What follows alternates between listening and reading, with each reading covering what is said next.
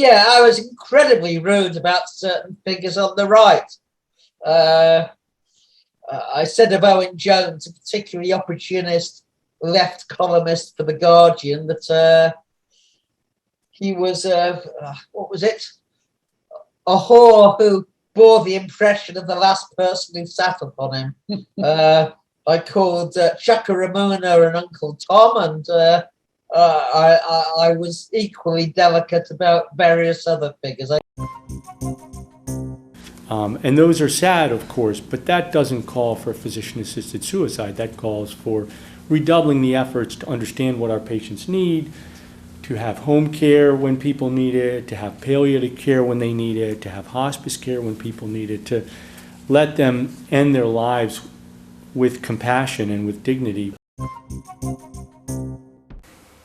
Hello, my name is Stanley Heller. Welcome to The Struggle. We start with an event sponsored by the Democratic Socialists of America in Connecticut. It was called Eat an Ice Cream for Palestine. It was a simple and very satisfying way of supporting BDS against apartheid Israel.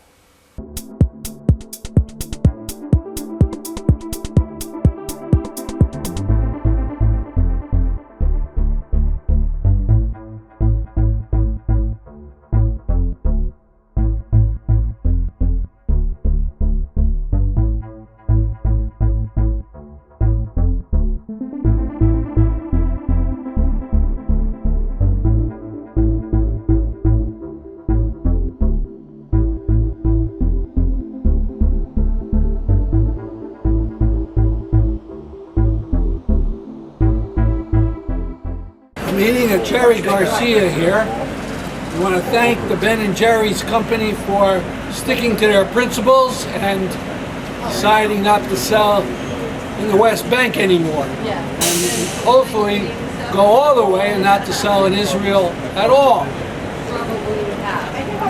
This is at 3.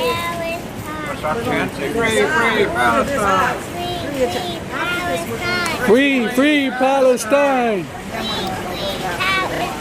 Free, free Palestine! You may have noticed the sign that praised Nike, the footwear company. It has decided to stop selling its products anywhere in Israel. Later that day, the Bergamos Collective held an event for Colombia and Palestine.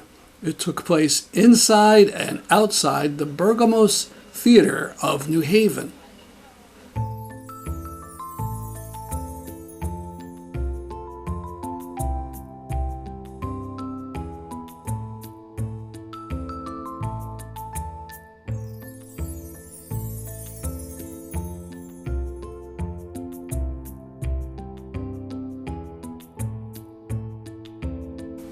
You may have heard the shameful news that the United Nations has decided to end the commission that was investigating and reporting on war crimes in the fighting inside of Yemen. It had investigated all crimes, but of course the majority of the offenses were coming from the Saudi coalition. This graphic presents the votes. Please note that Cuba and Venezuela were two countries that voted to destroy the commission and let the Saudis bomb with greater impunity. U.S. News is full of reporting about our supply chain problems that will probably prevent people from getting Christmas and other holiday presents. Yemen has a supply chain problem too. They can't get gasoline to fuel ambulances or trucks hauling food because of the years-long blockade by our dear ally Saudi Arabia. The Brookings Institute reports that no fuel was unloaded at the port of Hodeidah in 11 of the 17 weeks since May of this year. Amina Masri wrote this on her Facebook page about developments in Syria. Celine is a displaced, beautiful 7-year-old girl who suffers from leishmania on her skin. Every day she walks miles to get clean water for her family. Celine is one of the thousands of displaced children in death camps.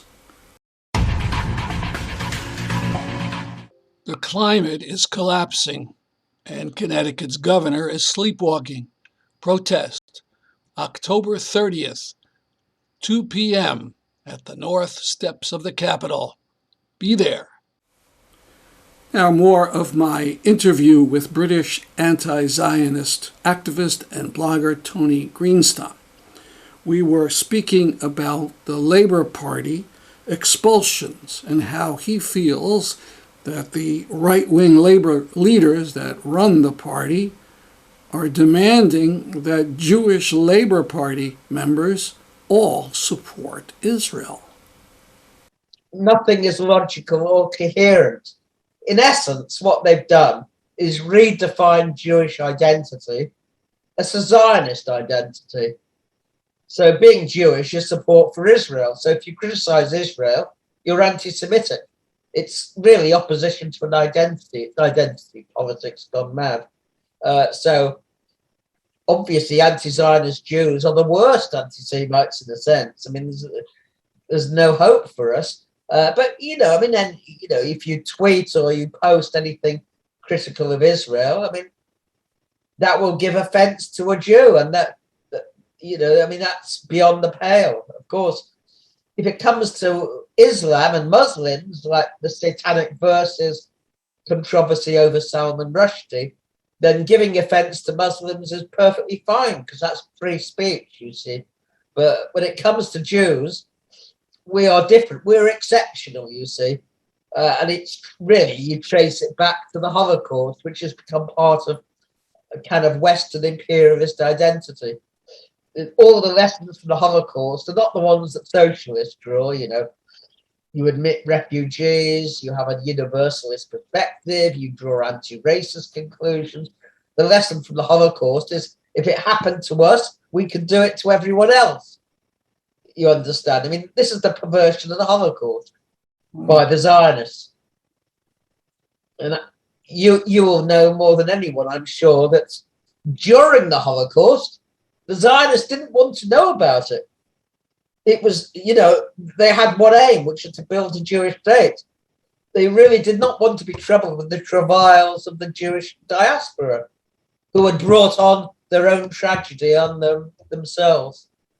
I mean, that was a Zionist belief, They stayed in the Galut. We provided them with somewhere to go. They didn't take the opportunity. They cannot complain. They were gassed and annihilated. And let's make it clear. You're saying that's the Zionist view. You're not saying that this is your view. No, of course I'm not saying it. But the Zionist view was basically, the Zionists are saying we predicted it. We said Jews do not belong outside of Palestine or Israel. And if those stubborn mules of Jews, the stiff-necked people, refuse to accept what Theodor Herzl said, they cannot complain. We told them so. All right, let's get back to your blog post. So you say there isn't an anti-Semitism problem in the Labour Party. Never has been. Never has been. I mean, of course, there are anti-Semites in the Labour Party. There always have been. In fact, in the past, it was a far greater problem. But of course, you'll find a few. It's like saying, in the Labour Party of 600,000 members with Corbyn, were there any paedophiles?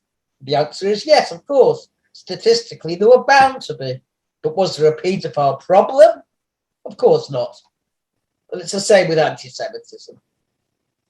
Now, going away for a little bit, with these expulsions, it's not only for anti-Semitism. You weren't officially expelled for that, right? Wasn't it for rudeness or something?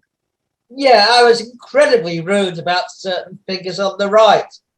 I said of Owen Jones, a particularly opportunist left columnist for The Guardian, that he was, what was it? a whore who bore the impression of the last person who sat upon him. I called Chaka Ramona and Uncle Tom, and I was equally delicate about various other figures. I called Louise Ellman, the MP for North Tel Aviv. And that was terribly anti-Semitic because it implied dual loyalty. I pointed out that during the days of South African apartheid, we called John Carlyle, who was the Tory MP for Luton North, who was a supporter of apartheid, we called him the MP for Pretoria. No one accused us of racism then, but in the case of Israel, that is definitely anti-Semitic, you understand. So the Labor Party is so worried and concerned with manners, and decorum, and rudeness. So this is socialism in the 21st century? Absolutely. Politeness is the first calling card of the Labour right. When it comes to Jews, you understand. You can be as rude as you want about black people, Muslims, and any other minority. That's accepted. That's vigorous and free speech. But Jews are a protected species, you understand. We are, in Barnaby Rain, called them the domestic pets of the ruling class. So you can't kick the ruler's dog, as it were. All right, so we've talked about what the Labor Party officials are doing, but you've referred a little bit to some of the resistance.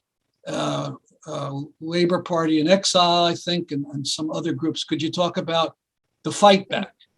Yeah. I mean, there has been a vigorous fight back, not least at this conference. I mean, Keir Starmer had to bring in hundreds of rent-a-crowd, suited and booted, on the day when he gave his speech, on the afternoon when he gave his speech, who came in, stood up at key sections and applauded.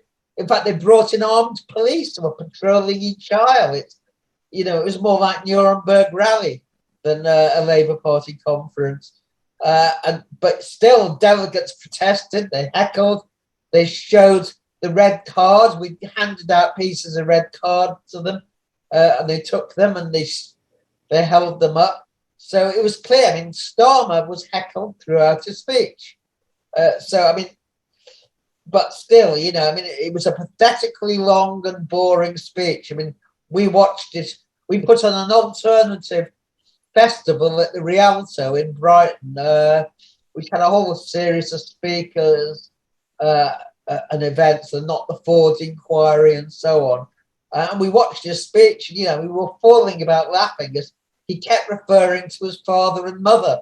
His father was a working class toolmaker. He didn't tell us that his father owned the factory in which he worked, but that minor detail was excluded.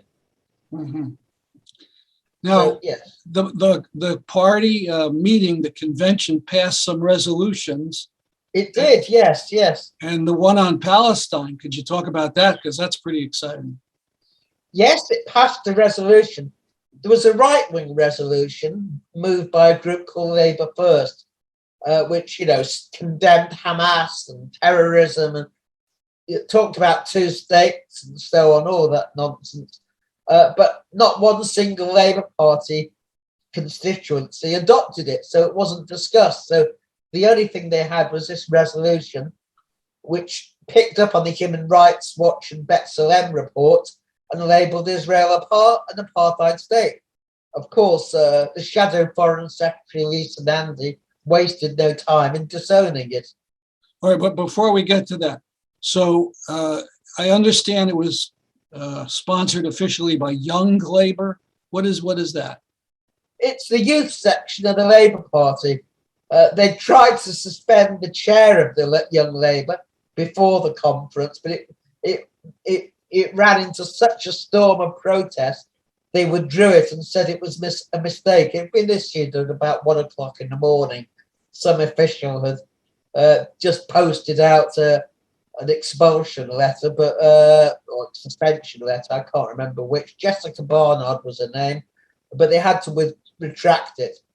She'd had a really hard time. She'd been told by the General Secretary, David Evans, that Young Labour couldn't have its conference this year. And if it did have its conference, It couldn't have a speaker from Palestine Solidarity Campaign, and it certainly couldn't invite the former leader, Jeremy Corbyn. So, you know, I mean, this was a young Labour conference to be run by the adults, in essence. But the Young Labour is a big group of people.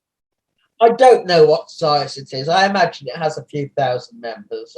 I don't know what size it is, but it's a youth section. I mean, historically in the Labour Party, the youth section has always been purged, suspended, expelled, etc. It goes back to the 1930s, Labour League of Youth and so on. Young Socialists. So they introduced this very strong resolution of support of Palestinian rights. They did, yes. And yes. it passed by a very large margin, as I understand. At least 2-1. At least 2-1. And of course, the Israeli press and leaders said that obviously there was still a continuing problem of anti-Semitism in the Labour Party, you know, making it extremely clear, although they denied it at the time, that the anti-Semitism so-called crisis was about Israel and Zionism, which of course we always said it was. To see the complete video, go to YouTube and find our channel, Struggle Video Media.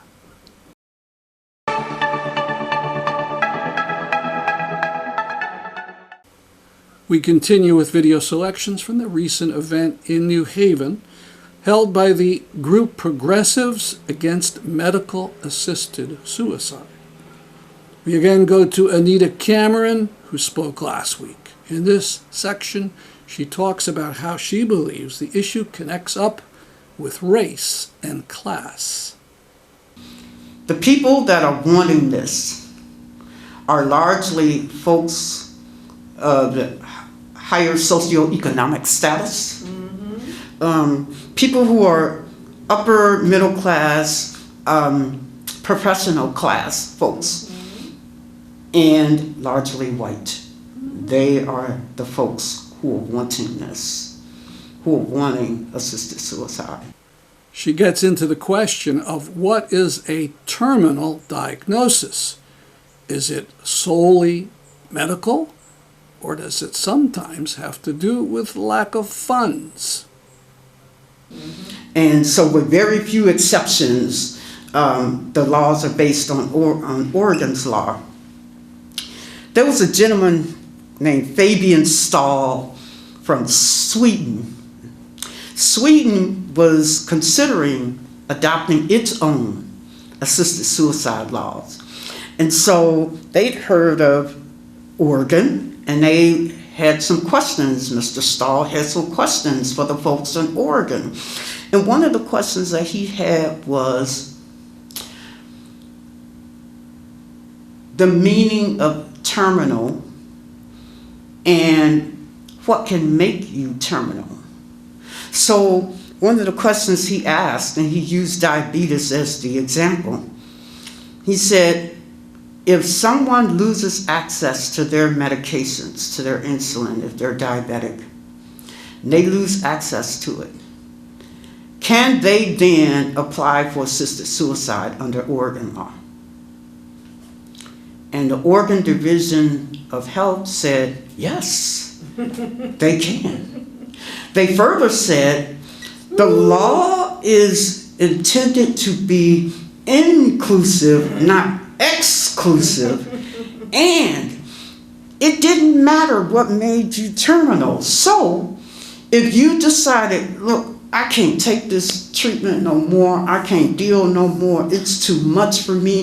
If you decided not to deal with your disability anymore and you just wanted to die and you lived in a state where that was, and Oregon says yes.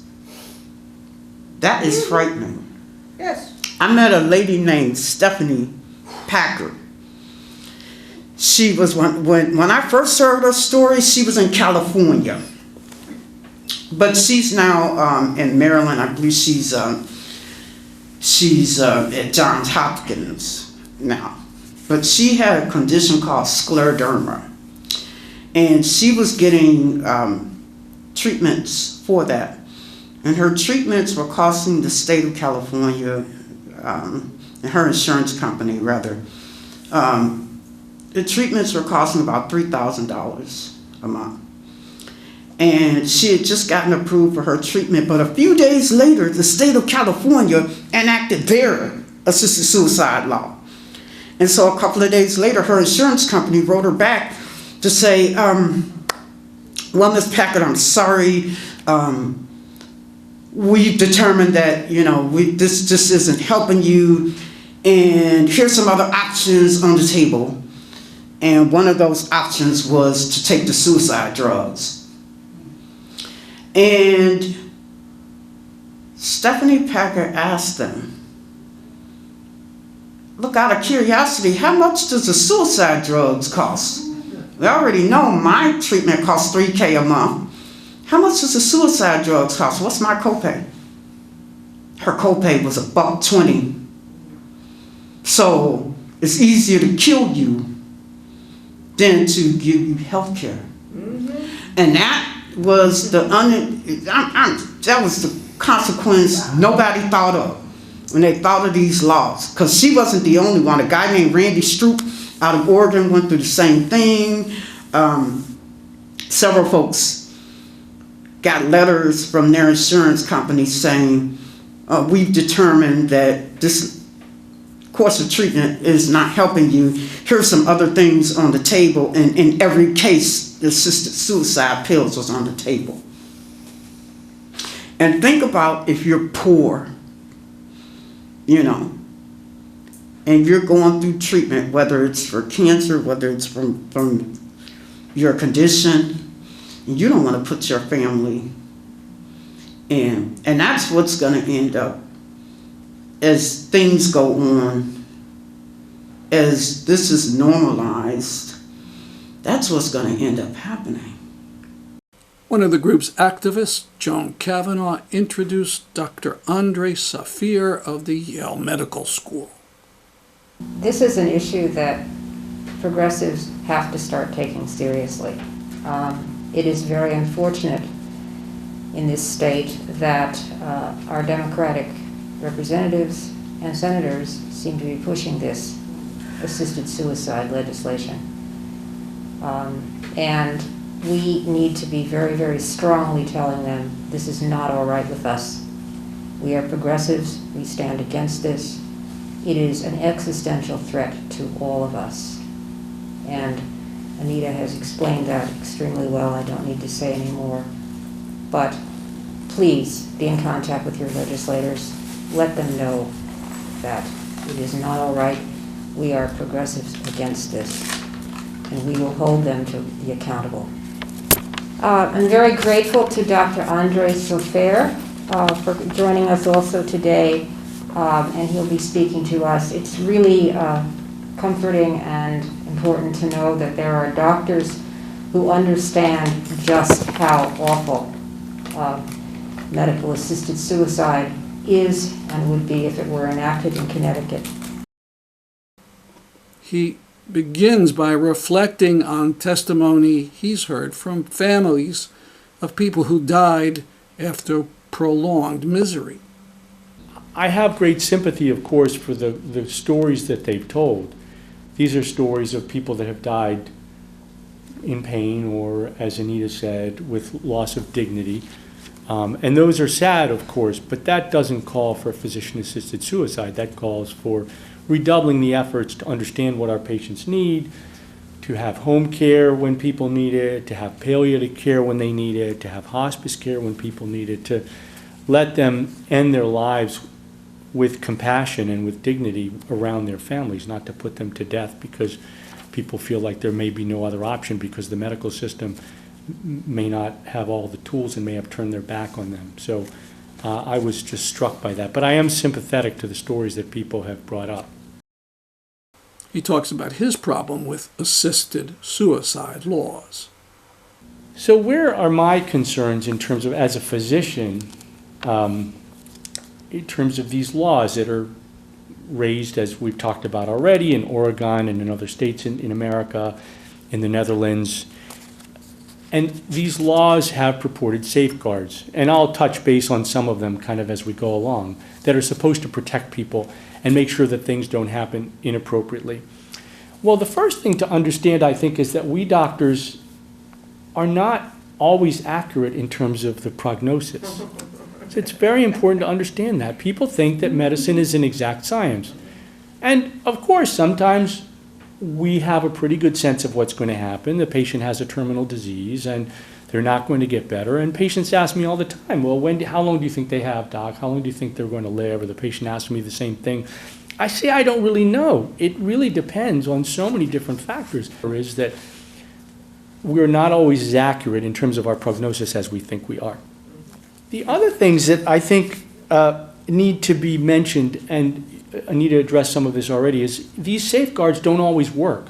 For instance, sometimes these deaths in the Netherlands are not reported to the authorities, so you don't really know if they had terminal diseases at all. Of course, I don't agree with the law to begin with, but if you are going to have a law, you have to be able to follow that. Secondly, is if you have mandatory psychiatric consultation, lots of times in different states, in the Netherlands, those psychiatric consultations are not always obtained. So the prognosis and the patient's outlook may be vastly different if they see the appropriate people. So I think that proponents of the bill feel like they have safeguards in place, and people in the public say, oh, it's a good idea, you know, it seems reasonable, it's got safeguards in place, it lets me have my own choice. But really, those safeguards are not always accurate, and they don't really do what people need, which is to get the appropriate medical care to make sure that they're getting the treatment that they need. Dr. Safair was not arguing that people should be forced to stay alive. Here he answers a question on the subject. And so what the gentleman in the back said was that correct me if I'm wrong, as I paraphrase what you said, is that then the only option that people have is to stop eating and to die in that way if they don't have the drugs. And I think that's fine. I think that people are autonomous human beings, and people can make a decision to end their own life. What I don't think is a wise idea is have it be something that is sanctioned by the state, where physicians or other care providers participate in that process. Again, this is part of a much longer program. Find it by going to YouTube and searching for our channel, Struggle Video Media. That's a wrap for today. See you next week at this time. I'm Stanley Heller for The Struggle.